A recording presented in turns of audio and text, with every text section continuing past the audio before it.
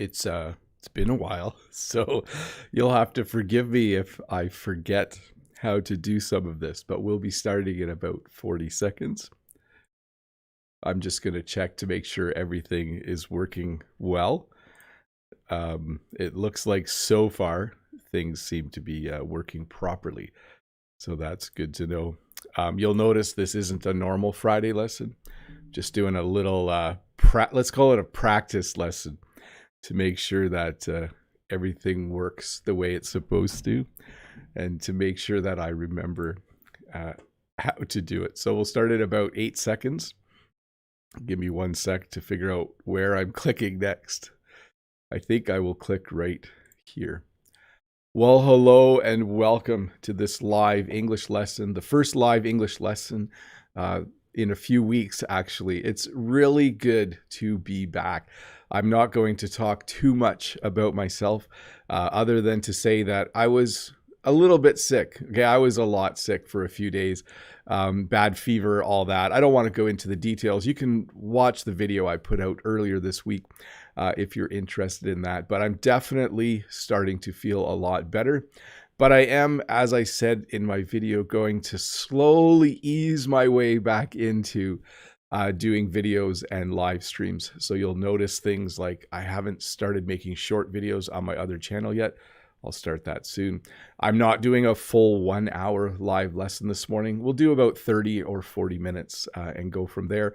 I had a bit of a sore throat, and it's mostly gone, but I don't want to overdo it. In English, when you overdo something, it means you do something, you do too much of something too soon after you should have been taking a bit of a break to recover.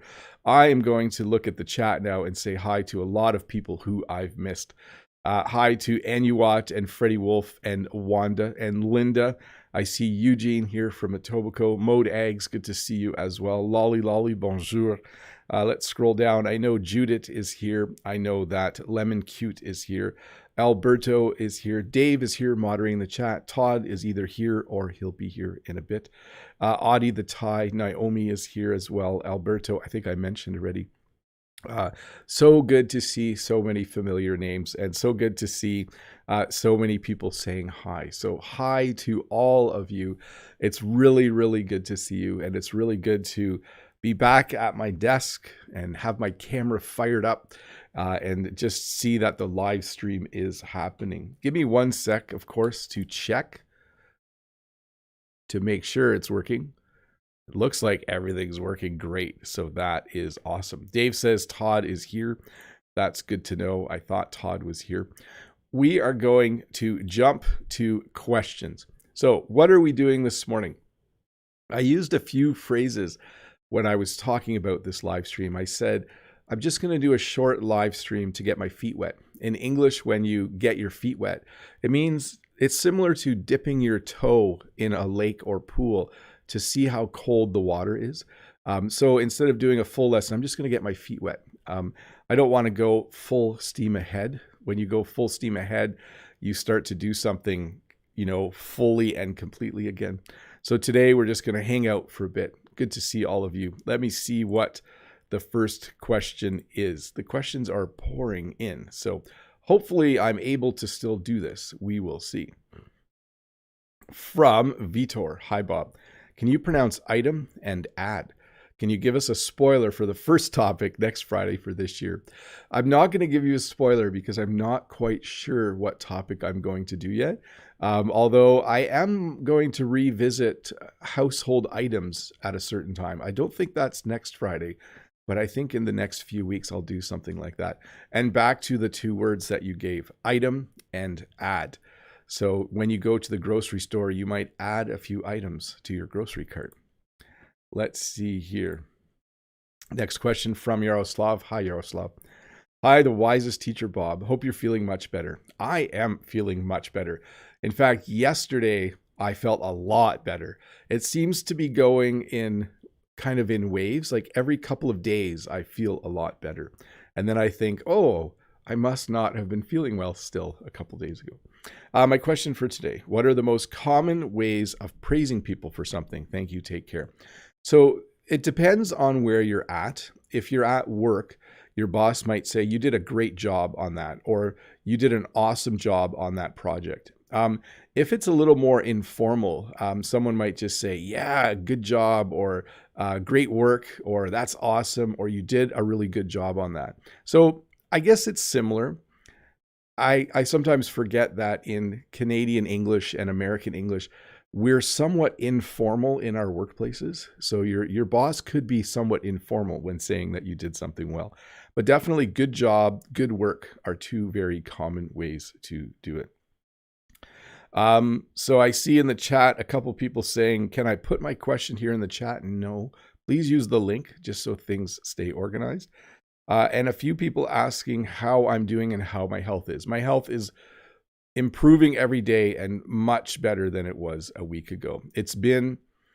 Tomorrow it will be 2 weeks since I tested positive for COVID. So the first week was was not good. And then the second week was a week of feeling much better every day. From Renata, the next question, let me take a sip of water here. I see Linda saying, wow, only a few minutes in the live, and I already learned a bunch of things. Glad I can help. Good morning, Bob. What's the difference between these words, naive and gullible, shy and timid? And is coy synonymous with shy and timid? Thank you. Have a great year. So naive and gullible are very similar. It means someone who maybe gets tricked easily or doesn't really know enough to make a good decision. So when you're naive, a lot of times young people are naive because they haven't experienced something in order to be wise about it. So gullible and naive, very similar. I mean, there's a slight difference. Naive means that, I guess in one way, you're not very smart or you don't have enough information, whereas gullible means that you get tricked easily. Shy and timid are very similar. You know, some people are very shy. They're very timid. They don't like to talk in front of other people, especially like to give a speech or public speaking. And then coy. Well, coy is a little different, actually. Let me see here. Let's get the official definition of coy. Because it has like kind of yeah, well, here's the definition. Making a pretense of shyness or modesty that is intended to be alluring. So it's like when you pretend to be a little bit shy so that people like you a little bit more. Next question from Ruslan. Hello, dear teacher Bob. How are you today, sir? I'm glad you are back. I wish you all the best in 2022. Be healthy and may wonderful ideas and projects come to you. Well, I hope so as well. Thank you, Ruslan, for those kind words. Notice I said 2022. In English, we don't often say 2022. Like the date today, if someone said, what's the date? I would say January 21st, 2022. I almost forgot the two. So we kind of split it. It's not the correct way to say 2022, but we say 2022. And thank you. Yes, I hope that things go well. I have plenty of ideas and projects for this year, so I'm not too worried about that. Let's see here. Next question from Claudia. Hey, Modags, thank you so much for the chat there. Hey, members, it's time to show Mr. Bob some love. Well, thanks, Mode. Thanks for using your membership super chat. Awesome of you. Thank you so much for being a member. And thank you especially just for being kind and considerate, especially while I was sick. That was awesome. Thanks for the comment that you left. Claudia. Hi, Teacher Bob, and welcome back. As an Italian, I have a fixation with food. So today I ask you this, what is a typical lunch or dinner there in Canada? Thanks.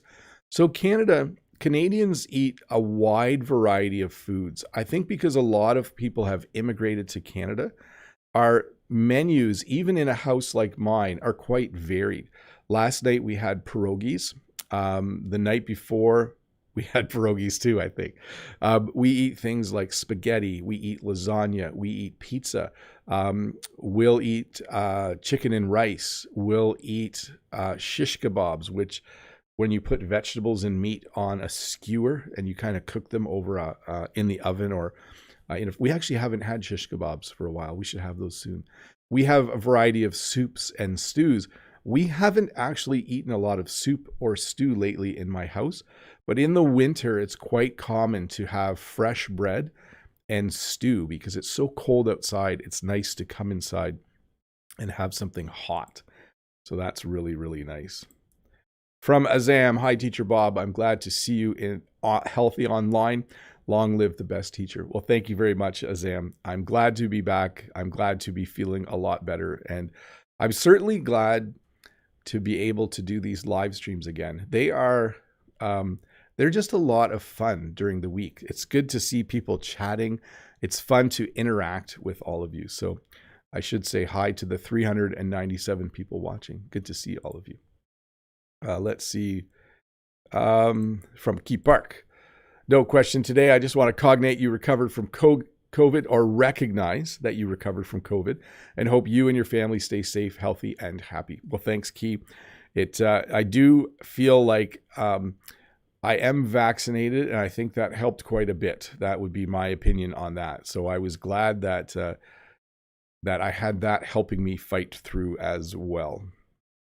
Mode. Welcome back, Mr. Bob. Do you pronounce literary,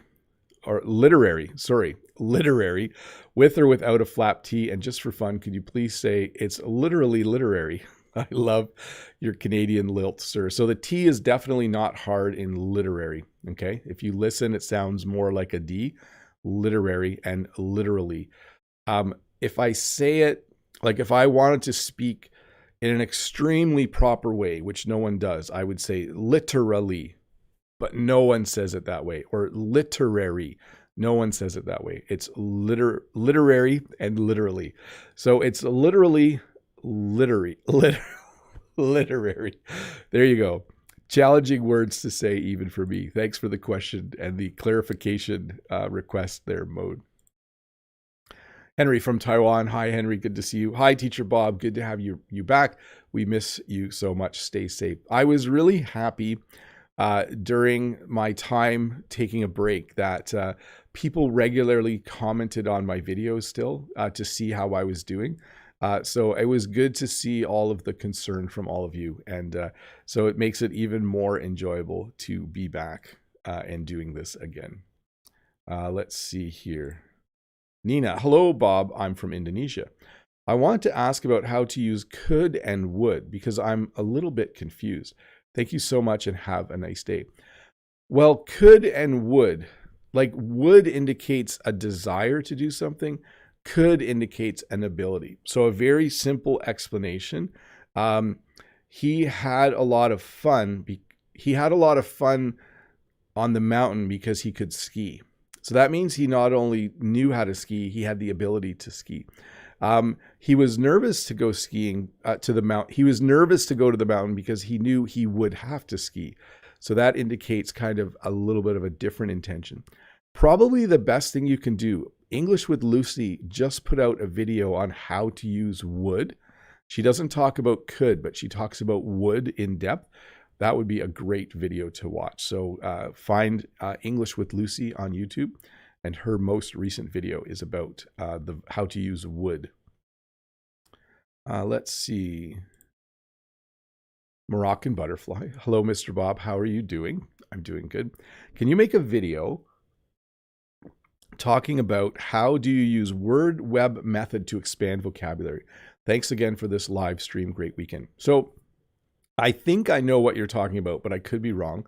But a lot of times when you learn vocabulary, it's good to use the vocabulary in sentences. It's good to draw little pictures around the vocabulary, but you can also build what's called a word web, where you associate words that have similar meaning. So you write the word food and then pizza and hamburger, and you kind of write types of foods. And then you put little lines and you write down verbs like to eat or to smell yummy and those kinds of things. So I think that might be what you're talking about. Anytime you can diagram or illustrate or organize things, it will help you remember them. So I think that's what you mean by word web, and I would definitely recommend you do it.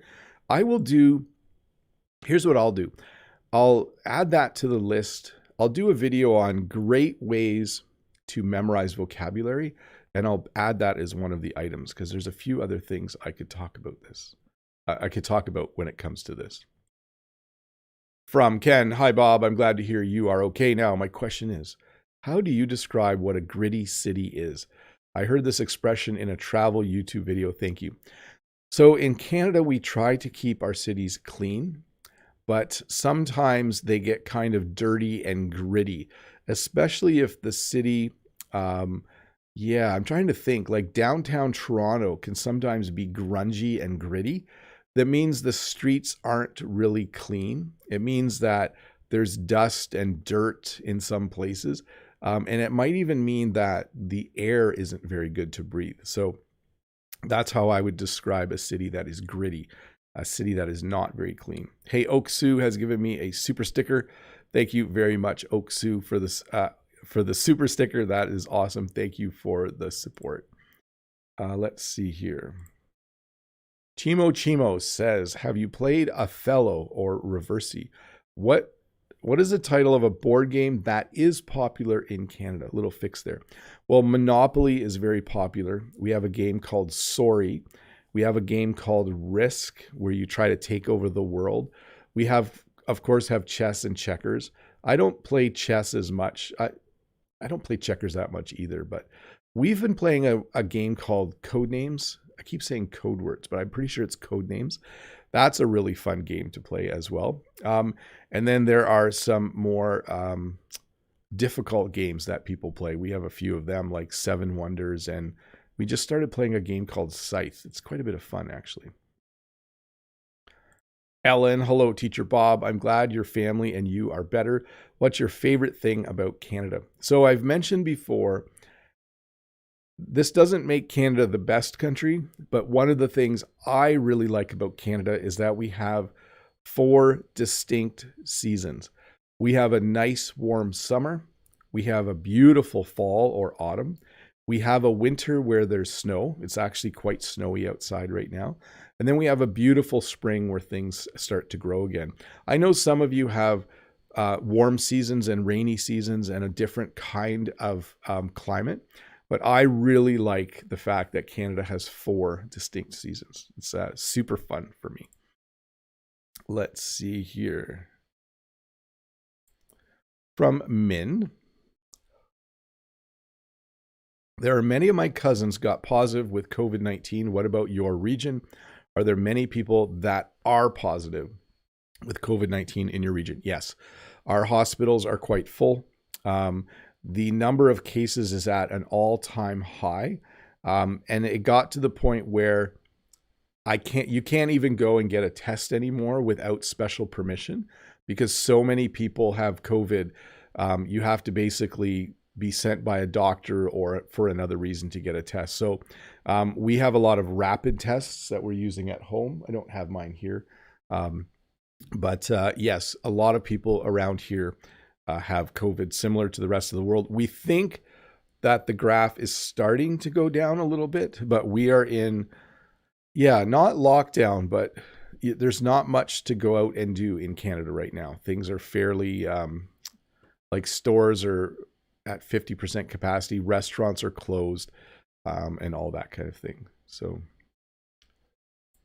from Ario, hola, Mr. Bob. Hi, Ario. Good to see you. How are you? I'm good. Question. I watched Powerpuff Girls, anime version. If your children want to watch it, they will watch it in English or in Japanese with subtitles. They would probably watch the English version. A lot of cartoons that come from other countries, we usually watch it with the English dubbed. So we hear English when we watch it. Let's see here. I see in the chat, Newtanen says, say hi to Thailand. Hi, Thailand. It says 4, but I switched to 2. Hope you're doing well. This is my first time listening in live. Good to see you here. Very cool. Let's see here.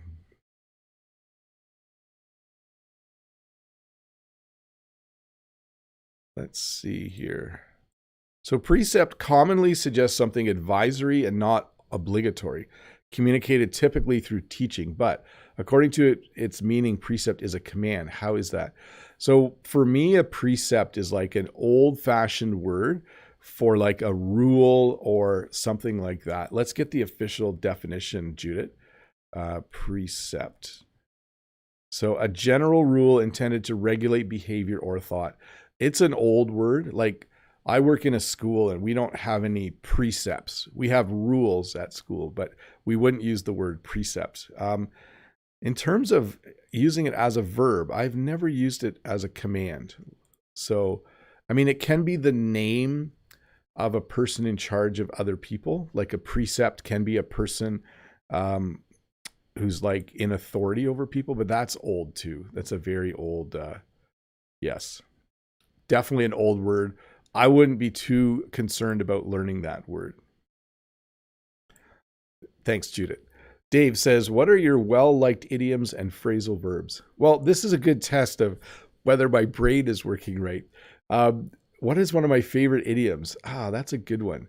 I can't think of any off the top of my head. I do like saying things like hold your horses, or people sometimes let the cat out of the bag when you're planning something and someone lets out the secret.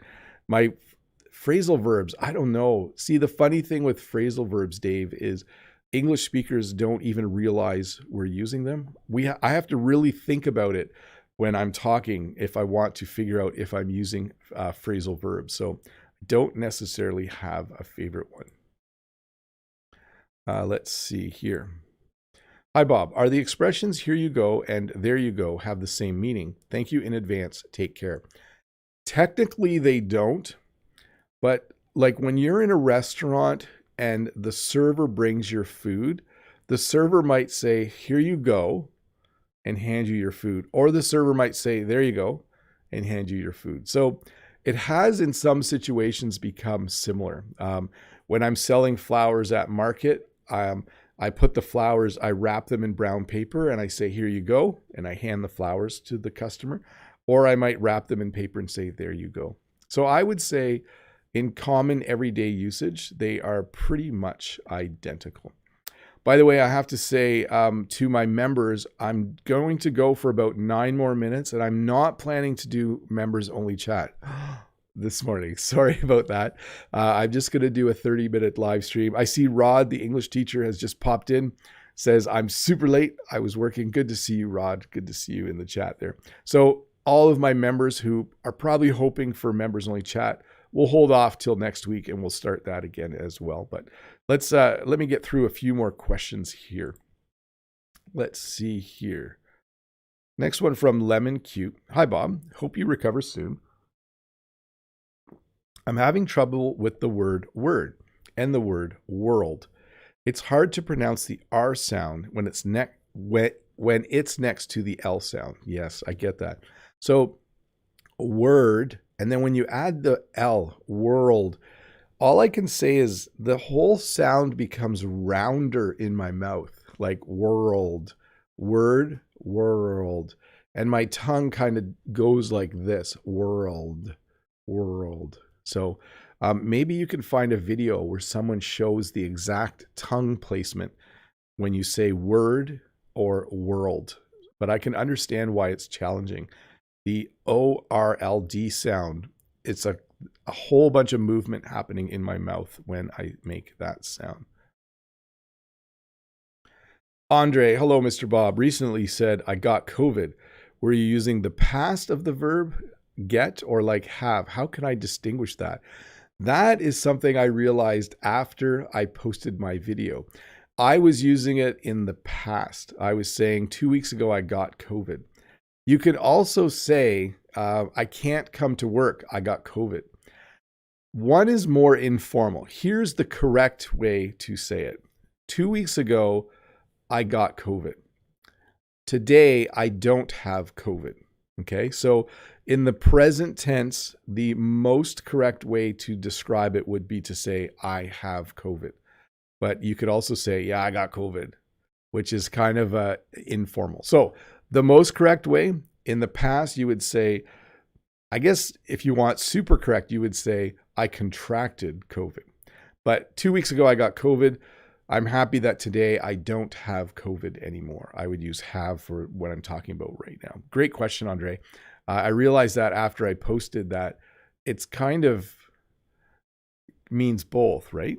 Until you understand the context of it. Next question from Arson. Hello, Bob. Hope you're fine. I am doing well. My favorite actor is Jim Carrey. I know that he has Canadian roots. Just wondering if he is a famous actor in Canada. Yes, Canadians are usually well aware of celebrities who are originally from Canada. So people like Jim Carrey or the singer Celine Dion or Justin Bieber or Drake. There are a number of famous people in the world, and Canada usually remembers our to tell everyone that, they're from Canada, right? They're originally from Canada, right? So some of them do immigrate, though, to the U.S. Let's see here. Modags in the chat says, it's fine, Mr. Bob. I can hear you still have a stuffed up nose. I picked the easiest question to ask, even though I have plenty of questions. Yeah, and the stuffed up nose lasts just for a little bit in the morning, and then it kind of goes away. And thankfully at school, I don't have to talk a lot at work right now. Students are working on projects, so I'm not lecturing or talking every day. So that has been quite helpful as well. Let's see here. From Anastasia. Hello, Bob. Could you pronounce short, shirt, shot, shut? I can hardly see the difference between shot and shut, or hear the difference, right? So the man was short. Bob likes to wear blue shirts. This one's not really blue, but this shirt is not totally blue. There's a little bit of blue on this shirt. The man shot the other man. Maybe you read a news story and there was a shooting and a man shot another man. And then I like to keep the door behind me shut when I do a live stream. Otherwise, you see Jen and the kids walking by as they get ready for school. So there you go. Hopefully that helped a lot. Where are we here? Joshua Chong says, hi, Bob. Are you feeling better now? I know close to you the pandemic is now very serious. I'm just going to fix that sentence. Which kind of vaccine did you get? Did you have any side effects? So I got Pfizer, and I just had a little bit of a headache the day after, and that was really it. And I did actually get my booster shot, which was Moderna, and I just felt a little bit, I just didn't have a lot of energy for a day or two. So nothing serious from the vaccines. Let's see here. From Tan. Hi, Bob. I hope to be the first Vietnamese person to ask you. Anyway, I don't know the difference between ocean, sea, and beach. So a beach is any kind of sandy area, usually sandy, close to an ocean or a lake or the sea. So we can go to the beach, actually a lake as well. So we can go to the beach by Lake Ontario, Lake Erie, I mean. There's a beach. Sometimes the beach will be rocky. Usually beaches have sand, but sometimes they have small stones, and we would still call that a beach. The difference between an ocean and a sea sometimes just depends on where it's located and what name it's been given. So the Mediterranean Sea or the Atlantic Ocean. So oceans tend to be bigger. I think seas tend to have more land around them. Should we do an official search of this difference between ocean and sea? Seas are smaller than oceans usually, and are usually located where land and ocean meet. Okay, so typically seas are partially enclosed by land, and oceans are usually more open and have less connective. Well, they touch the land somewhere, I think. And so seas are usually found around continents seas are usually found around continents and countries. So there you go. A little geography lesson. Let's see here from Valeria. I'm going to drink some tea here and then I'm going to wrap this up in just a bit, guys. Valeria, could you provide individual English course on Skype, Zoom, or whatever? I am an Italian living in France since 1995. So the problem is, well, not a problem, is I still have a job. So like today I'm going to go to school. I'm a high school teacher. I have thought about maybe teaching less and doing some online teaching as well, but not this year or next year. I'm getting closer to thinking about maybe teaching less and doing more stuff online. But at this point in time, Valeria, I don't offer classes like that. Let's see here. Ramanam, I have an anxiety to speak in public that affects me in my English communication. How to overcome this problem. We'll just take the from out of there. So here's how you overcome it. Number one, you need to practice speaking with someone where there's less stress because the conversation isn't important. For me, the best way to do that is to hire someone. There's a link to Preply below, but hire an English tutor who you can meet with once a week and have an English conversation. And then maybe your casual conversations at other times during the week will go better. The other thing I would say is make sure you're prepared. Learn a lot about small talk. Learn how to interact, like prepare some questions in advance. Like always have 10 questions ready that you can use if you're having a conversation. A good question would be, if someone says, hey, did you watch The Amazing Race last night? You could respond and say, yes, I watched it. Did you like it? Right? And be ready to ask questions like that. Hey, folks, I know that normally we go for a full hour. As I mentioned, I don't have a super sore throat, but I don't want to push things. When you push things, it means you do too much too soon after being sick. I'm feeling much better. I am going to slowly go back up to normal YouTube speed. So what that means is there will be a video this coming Tuesday. I will be doing a live lesson next Friday, and I will be doing a live lesson on Saturday as well. I think that's still January, probably January 27th or 28th and 29th. But anyways, for now, I just want to once again say thank you for all of your kind comments that many of you left while I wasn't feeling well. Thanks for joining me this morning. If you're one of the 600 people watching, why don't you click the subscribe button? I'm getting closer to 1 million. I'm a little bit shocked that in a few weeks, I might have 1 million subscribers. It's crazy. But anyways, thanks for watching. I'm going to wrap this up. Sorry it was so short, but it was fun to just get together for a little bit of time. Have a great weekend, and I will see you next week. Bye.